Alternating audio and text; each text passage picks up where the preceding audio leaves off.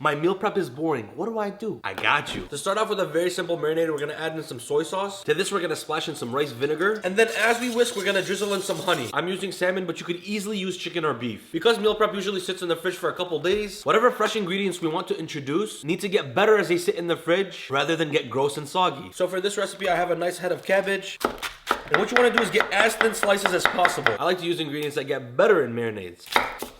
Red onions are gonna get the same exact type of love. And if you think eating red onions raw is a little bit too strong for you, just soak them in a little bit of ice water. Here we go again. The onions don't play. And last but not least, a bundle of cilantro gets chopped as fine as you. To distribute all the flavors equally, I'm gonna start with some yogurt. You can easily use mayo, but Greek yogurt has so much benefits. To this, we're gonna do a nice drop of sriracha. Just another drizzle of honey. Rice vinegar joins the party. A little bit of sesame oil goes such a long way. Toasted sesame seeds. And last but not least, a nice hefty pinch of salt. We're gonna grab back our whisk and get everything nice and incorporated. So we're gonna add our cabbage, red onion and cilantro. And I'm gonna strap up with some gloves and lightly massage this in. This is a higher protein slaw that has a lot of flavor and just gets better over time. Keep in mind, these are sample portions, but these recipes are designed to make in bulk. Portion down a whole fillet of salmon and just toss it into the oven. I'm just gonna hit these with a little bit of seasoning, and then we toss them into the air fryer at 400. Last but not least, I know if you're meal prepping, you are probably super bored of white rice. Let's jazz this up a little bit. I'm gonna lightly spray a wok or saute pan, and to this, I'm gonna toss in a little bit of onion. When they're slightly soft and toasty, I'm gonna go in with some peas, and then when those have made enough noise, I'm gonna go in with some old rice. This gets a tiny drizzle of soy sauce, and to add a nutty note of flavor, I'm gonna go in with some sesame oil. Plus, you want a nice and high heat and do this fast, just so the rice doesn't get mushy. At this point, you might question why we made fried rice without any eggs, but for me, eggs getting heated after a couple days is just not the vibe. So I just simply keep it out and enjoy it like this. To plate, you want to start with your rice, a nice tight handful of slaw, and then we finish with our beautiful piece of salmon. If you are going to meal prep this in containers and leave it in the fridge overnight, do not plate it with the slaw. Keep the slaw separate, heat up the salmon and rice, and then add the slaw after. We get a little bit of everything in the first bite, and as always, now bismillah.